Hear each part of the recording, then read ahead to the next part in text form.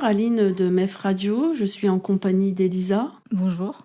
Donc nous accueillons aujourd'hui Claire Diascorne, qui est directrice du CIDFF de la Somme.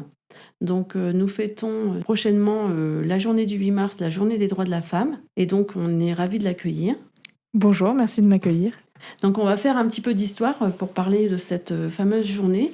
Donc elle trouve son origine dans les manifestations des femmes au début du XXe siècle, en Europe et aux États-Unis, et surtout par rapport au fait de vouloir le droit de vote et le droit au travail.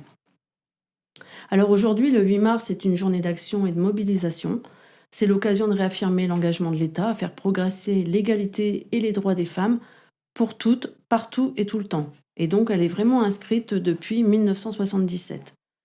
Alors, pour rappeler les droits, pour faire un petit peu d'histoire, on va rappeler les droits qui sont au nombre de 5. Le droit à un meilleur état de santé physique et mentale, susceptible d'être atteint. Le droit de voter, acquis depuis 1944 pour les femmes. Le droit à l'éducation, né avec Jules Ferry en 1882, avec l'inscription obligatoire pour les enfants, les filles comme les garçons de 6 à 13 ans. En 1938, elles ont eu l'inscription à l'université, le droit à l'inscription à l'université. En 1959, on a eu la mixité dans l'enseignement secondaire. Le droit à la propriété, quatrième droit. Le droit à un salaire égal depuis 1950 et inscrit dans le Code du travail seulement depuis 1972. Et le droit de vivre libre de toute violence et de discrimination. Et donc, on choisit aujourd'hui d'accueillir le CIDFF pour parler des violences sexistes avec Claire Diascorne. Alors Claire, on va d'abord vous demander de bien vouloir vous présenter et de bien vouloir présenter votre association, de parler un petit peu de vos missions, de votre rôle au sein de la structure. Alors du coup, moi je suis Claire Diascorne, je suis la directrice du CIDFF. Le CIDFF, c'est le Centre d'information sur les droits des femmes et des familles, et on agit nous sur la Somme. Donc on est présent à Amiens, à Abbeville, mais surtout à Péronne. On est situé 43 route de Paris, à Péronne. Nos missions, la première, c'est de l'accès au droit. Donc on a des juristes qui peuvent répondre à toute question de droit, droit du travail, droit de la famille, et de façon gratuite et anonyme. La deuxième mission, c'est la lutte contre les violences sexistes et sexuelles. On en parlera plus tard, mais vous pouvez savoir qu'à Péronne, il y a un accueil de jour, donc toutes les victimes peuvent se présenter et pour avoir un premier accueil et ensuite un suivi pluridisciplinaire. Ensuite, on a le pôle insertion, donc on suit des femmes en insertion pour les mener vers l'insertion professionnelle, mais surtout pour reconstruire leur confiance en elles, leur estime de soi, et comprendre les compétences qu'elles ont, même si ça fait très longtemps, voire même si elles n'ont jamais travaillé, on peut travailler avec elles. Les femmes sont bourrées de compétences, même si elles ne sont jamais allées travailler. Il n'y a pas de sujet là-dessus. Oui, on parle des compétences transversales, en fait, toutes celles qu'on déploie dans la vie quotidienne, voilà. Exactement. Et enfin, on a le pôle vie relationnelle où on intervient et on est notamment écoutant du numéro vert national sexualité, IVG, contraception. Donc on traite de toutes ces thématiques, de la vie relationnelle, de la vie intime, de la sexualité, des IVG et de la contraception. On peut apporter une réponse qui est, pareil, gratuite et anonyme.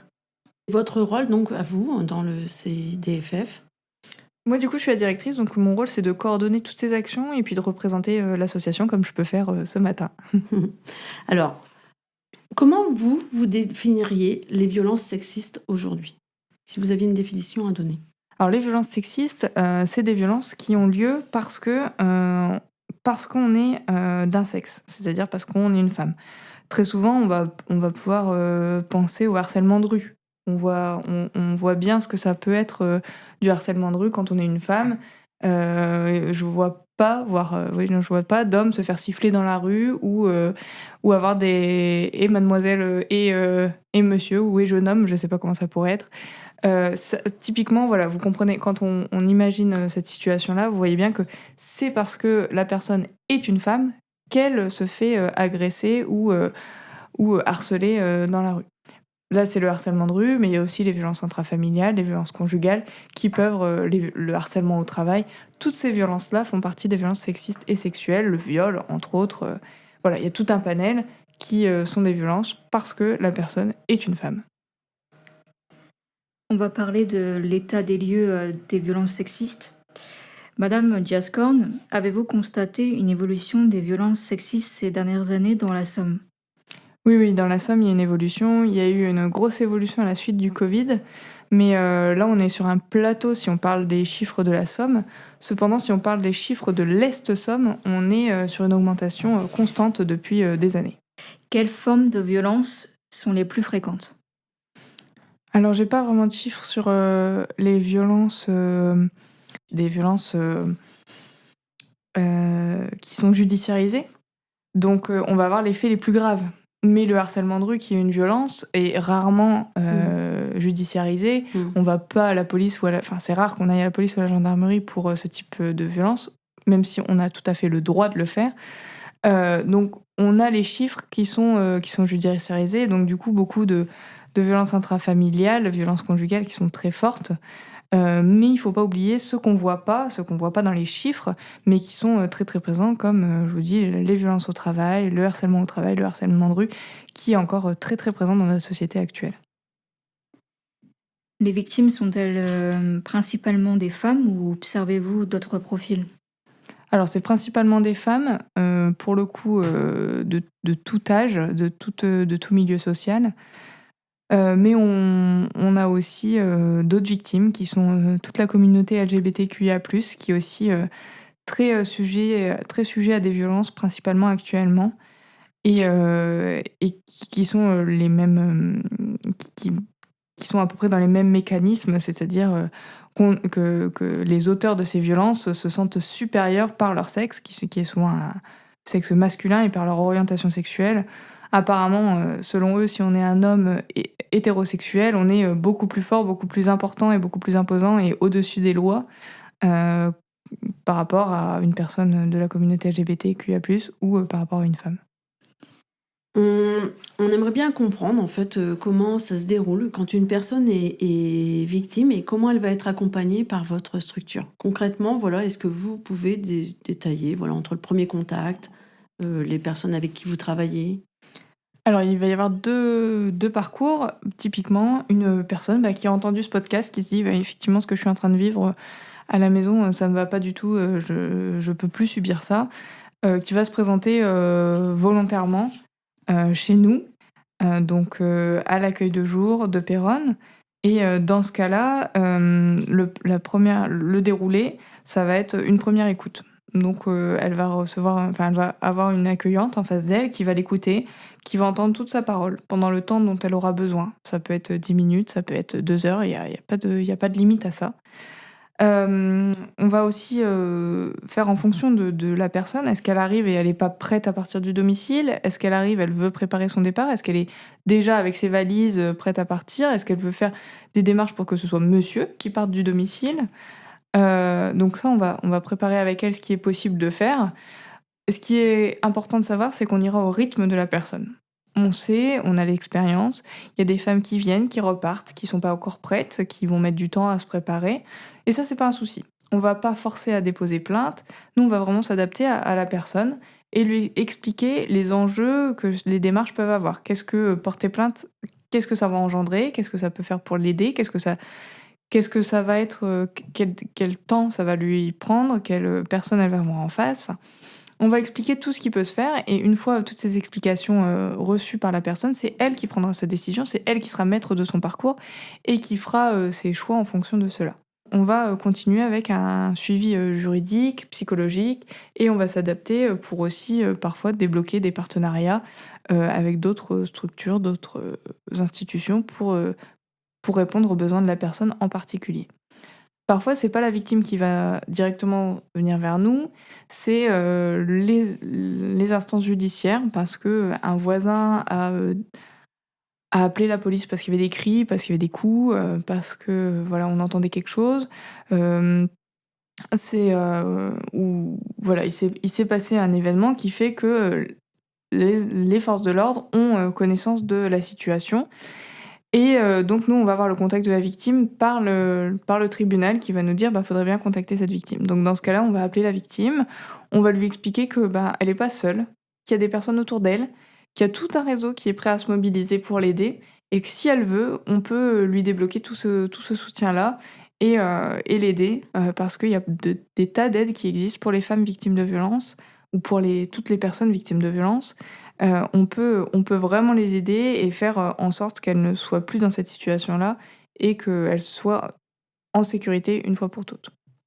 Au niveau des partenaires, du département, je pense aux assistantes sociales notamment aussi, ce sont des partenaires privilégiés pour orienter, accompagner les personnes aussi sur le territoire?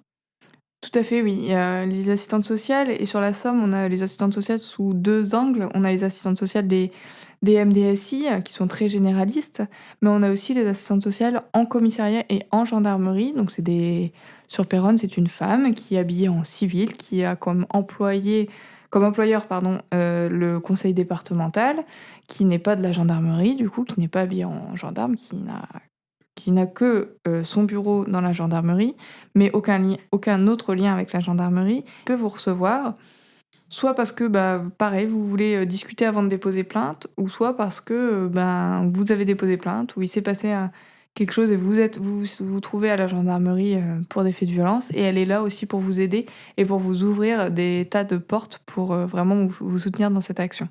Ouais. On sait que c'est difficile pour une personne de franchir le cap. Certaines ont mûri le projet, voilà, arrivent à différents stades en fait dans leur parcours de quitter le domicile et de rompre avec ces violences. Est-ce qu'on peut déterminer des freins principaux? Souvent, c'est bah, voilà, de quoi je vais vivre, où je mets les enfants, elles sont obligées de quitter le foyer. Oui, la plupart des freins sont du quotidien finalement. Où vont aller les enfants à l'école? Comment je vais faire pour les emmener à l'école? Comment je vais faire pour aller travailler si on travaille? Bah, et puis j'ai ma maison, j'ai investi, ou j'ai aussi une attache émotionnelle, j'ai peut-être ma famille proche. Il y a aussi beaucoup le «qu'en dira-t-on?», parce que, bah, peut-être que monsieur, il a aussi une notoriété, c'est aussi possible, hein, il peut être aussi, une personne importante dans la ville ou dans le village, et qu'est-ce qu'on va penser de moi? Qu'est-ce que ça va impliquer pour le village? Pour tout le village va être impacté par ça, ou toute la ville va être impactée par ça. Oh, il y a aussi beaucoup de croyances qui sont mises dans la tête des femmes victimes de violences, qu'on va leur enlever leurs enfants, qu'elles vont qu'elles n'auront plus aucun droit, qu'elles vont être, enfin voilà, des tas de choses qui ont été mises dans la tête des femmes. Ça, c'est important de se dire que, il y a des juristes au CIDFF qui connaissent les lois françaises, et que personne n'est au-dessus des lois. Personne, personne, personne. Donc, venez nous voir, venez nous dire ce qu'on vous a dit, et nous, on vous dira la vérité sur vos droits et sur les lois qui existent et qui vous protègent. Quand on est une femme victime de violence, on est protégé par la loi et on ne va pas vous retirer vos enfants. Au contraire, on va les mettre en sécurité, loin des violences qui peuvent être vécues. Oui, c'est important de le dire parce que justement, c'est ça. En fait, elles ont besoin d'être rassurées, de se dire qu'il y a vraiment des solutions qui sont apportées au niveau de la CAF, au niveau du logement. Enfin voilà, il y a plein de partenaires qui se mobilisent pour justement accompagner les personnes. On va parler prévention. Menez-vous des actions de prévention dans les écoles ou auprès des entreprises? Oui, tout à fait, ça c'est un champ, important que j'ai pas décrit dans les actions que peut faire le CIDFF. On agit effectivement pour prévenir de ces violences, parce que certes, on agit à la suite des violences, mais l'idéal, le rêve ultime, c'est qu'il n'y en ait pas du tout. Hem, donc on agit beaucoup en termes de prévention, que ce soit sur les violences conjugales, mais les violences sexistes et sexuelles en général. Donc en milieu scolaire, on a des tas d'outils, plutôt, ludiques pour, faire participer les jeunes, et leur faire comprendre, ce que sont les violences. Est-ce qu'ils en ont déjà connu, dans leur entourage, mais aussi potentiellement ils peuvent en connaître, à la suite. Donc ça, c'est important de tout de suite leur indiquer les critères d'inquiétude et le mécanisme qui peut se mettre en place. Et on intervient aussi en entreprise, soit à travers des interventions, des sensibilisations. Alors on est beaucoup sollicité autour du 8 mars et du 25 novembre, mais on réalise aussi des formations professionnelles. Donc on est labellisé Calliope, ce qui nous permet de former, vraiment les professionnels sur des gros parcours pour, les sensibiliser et prévenir de toutes ces violences en entreprise, ou aussi, comment par exemple, en tant que manager, on accueille, une personne qui est victime de violence dans notre équipe. Qu'est-ce qu'on en Comment on réagit? Qu'est-ce qu'on fait? Quelles ressources on peut, déployer? Qu'est-ce qui va se passer? Donc tout ça, ce sont des tas de choses que l'on peut faire et qui servent vraiment, à limiter le développement de ces violences. Et quels messages sont essentiels à transmettre aux jeunes générations? D'être vigilant, là je le dirais même sur l'ensemble de nos droits. On le voit dans le monde, quand on peut regarder le monde, les États-Unis qui étaient un pays de liberté aujourd'hui, il y a des tas d'États des États-Unis qui sont en train de revenir sur, l'avortement, sur, aussi sur les Oui. droits des personnes, de la communauté LGBT. C'est enfin voilà, c'est un pays, qui est, économiquement, très développé, enfin il y a pas de sujet là-dessus qui pourrait presque nous ressembler et pour autant, les droits reviennent en arrière. Donc être très vigilant et aussi très vigilant de ce qu'on peut voir sur les réseaux sociaux. Je pense notamment, aux tendances qu'il y a eu sur les trade wives, mais aussi, sur les masculinistes. Ce sont des puissances, des tendances qui sont très puissantes et qui font croire des choses abominables aux jeunes et qui font construire une société, très inquiétante pour, l'avenir et une société pour laquelle nos grands-mères, nos arrière-grands-mères et nos grands-pères, nos arrière-grands-pères se sont battus pour qu'on arrive à avoir des droits et qu'il y ait un minimum d'égalité en France et je pense qu'il faut faire très attention à ne pas oublier ce qui s'est passé avant, et les droits qu'on a gagnés et de pas revenir dessus. C'est pas parce qu'on les a gagnés qu'on ne peut pas les perdre, donc être toujours, toujours très vigilant à ce qu'on peut faire. Et pour ceux qui ne peuvent pas encore voter, qui ont moins de 18 ans, bah faites attention à votre quotidien, à ne pas tolérer certaines choses. C'est pas parce que vous êtes une femme que vous pouvez tolérer qu'on vous traite de n'importe quelle manière. Au contraire, vous pouvez affirmer que ce n'est pas légal et qu'ils n'ont pas à vous parler comme ça ou agir comme ça. Et si vous avez le droit de vote, vous êtes majeur, surtout, votez. Votez, votez, votez. C'est comme ça qu'on a acquis des droits. Donc allez-y, exprimez votre voix et faites attention à la place que les femmes ont dans les programmes et que les droits des femmes ont dans les programmes. C'est très important. Et comment impliquer davantage les hommes dans la lutte contre les violences? Bah, c'est un sujet important parce que alors il y a les hommes qui agissent contre les femmes entre guillemets, qui sont une partie de la population, et il y a une autre partie de la population qui sont des hommes qui n'ont rien contre les femmes, mais qui se rendent pas forcément compte de ce qui peut se passer pour les femmes. En tant que femme, quels sont les impacts que ça peut avoir, et qui du coup agissent sans mal, mais sans forcément défendre les droits des femmes. Et il y a une petite part des hommes qui ont bien compris la situation et qui agissent pour les femmes. Je pense que c'est important et on a tous à y gagner de se dire que on potentiellement en tant qu'homme, on a peut-être des sœurs, on a peut-être une mère, on a peut-être une grand-mère, on a peut-être des cousines, on aura peut-être un jour une fille. Enfin bref, la société est composée de femmes et d'hommes, et si on a des amis, eux, si on veut les protéger, leur bonheur, c'est important qu'on s'implique aussi dans cette lutte pour garantir dans les temps où on est aujourd'hui et où les droits sont remis en question. C'est important de s'impliquer et d'être vigilants tous ensemble. Alors si on devait parler d'enjeux, de difficultés, voilà les principaux défis du CIDFF aujourd'hui finalement dans la Somme. Voilà, c'est lesquels, auxquels vous devez faire face? Les principaux défis, je vais même les dire sur Péronne, c'est de se faire connaître. On est là, on a un dispositif qui est prêt à être déployé, on a peu de personnes qui se présentent à nous. Venez, c'est gratuit, on peut assurer l'anonymat. Hésitez pas à venir. Je vous dis, il y a aucun engagement à venir nous voir. N'hésitez pas. Est-ce que votre, association finalement dispose de moyens suffisants pour répondre à la demande, pour agir? C'est quoi? Parce qu'on sait qu'aujourd'hui les structures elles sont voilà, là on a de moins en moins de fonds, enfin c'est, un peu peau de chagrin à certains moments. Quelles sont vos difficultés? Notre difficulté, c'est d'avoir aussi un soutien local, que ce soit, par les mairies, les communautés de communes, que ce soit à la fois financier, mais aussi en termes de communication. Qu'elles soient relais? Voilà, qui soient relais, qui pensent à nous, à la fois dans leur communication, mais aussi que l'ensemble des équipes aient le réflexe de diriger vers nous et voilà, d'offrir la possibilité à leurs citoyens d'avoir ces solutions qui sont prêtes à être déployées et aussi des moyens financiers pour être toujours plus performants, toujours plus avoir d'autres solutions pour les victimes, toujours plus sensibilisés, parce que c'est encore, on intervient, mais effectivement, ça c'est un peu comme peau de chagrin, hein, on intervient là où il y a les financements, mais on essaye au maximum. Donc autour du 8 mars, du 25 novembre, on le fait sans souci, mais le reste de l'année, les prestations, elles sont payantes et on peut agir, de la maternelle au lycée, je dis souvent même à l'EHPAD, donc n'hésitez pas. Ça, souvent, ça relève des collectivités locales et il faut qu'on débloque ces financements pour qu'on puisse intervenir dans tous ces Mm. milieux-là et que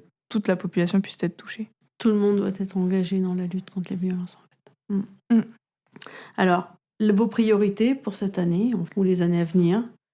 Globalement, on a parlé, voilà, il y a un fil conducteur jusqu'au 25 novembre, qui est le mois consacré à la lutte contre les violences intrafamiliales. Nous, de notre côté, la MEF Radio, on va s'engager à faire une série de podcasts sur le sujet avec différents intervenants pour montrer à quel point voilà, il y a des parties prenantes et vous faire part aussi de témoignages de personnes qui ont justement été bien accompagnées et réussi à reconstruire leur vie et à avoir un avenir meilleur. Voilà, de votre côté, vos priorités?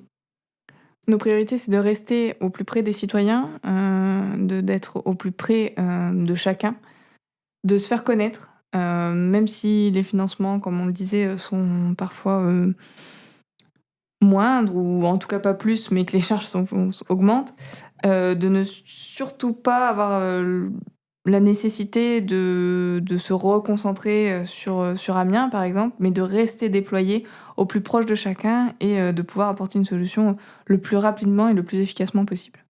Si on avait un message court qu'on pourrait adresser aux victimes, lequel ce serait pour vous? C'est pas évident de prendre conscience de sa situation, de tourner la page sur une vie qu'on a rêvée, qu'on a imaginée, qu'on a construit. Mais il y a des tas de solutions et l'avenir sera beaucoup plus beau. La liberté n'a pas de prix et la liberté est très riche.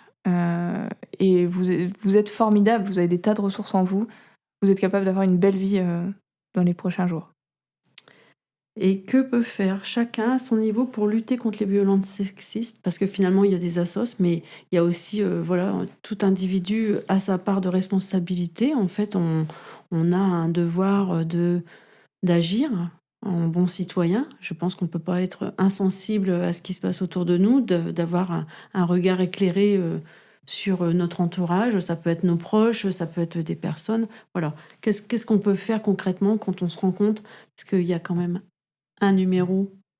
Il y a le 3919, oui, qui est hyper important à rappeler et qui est disponible constamment. C'est un minimum s'informer sur ce que sont les violences, comprendre que les violences, c'est pas que des coups, c'est pas que des bleus. Ça peut être des cris, ça peut être de la violence financière, psychologique, économique. Enfin bref, s'informer sur ces violences-là. Et ensuite, quand on a un doute, pas hésiter à poser la question à la personne directement et pas hésiter à appeler les forces de l'ordre. On n'est pas un délateur quand on sauve une personne. On est une personne qui est plutôt un rôle de héros, d'aller sauver la personne. Et les forces de l'ordre sont aussi là pour ça, pour protéger la population. Et quand on a un doute sur une personne qui peut être victime, ils ont ce rôle d'aller la secourir, d'aller la protéger. Donc pas hésiter à appeler le 3919 si les victimes veulent parler, et les forces de l'ordre dès lors que vous avez un doute et qu'il y a une situation d'urgence à solutionner. Je pense qu'on a fait un petit peu le tour du sujet pour ce premier podcast. En tout cas, Claire, on vous remercie de vous être déplacée ce matin pour nous rencontrer, pour parler de votre travail, de vos missions qui sont formidables. Je pense que voilà, on ne peut que vous féliciter de votre engagement. Et puis merci à Elisa aussi pour ces questions. Bah, de rien. Voilà, écoutez, on vous dit voilà, de nous écouter voilà, sur la chaîne YouTube. Et puis on se dit à bientôt. Et bonne À bientôt. continuation.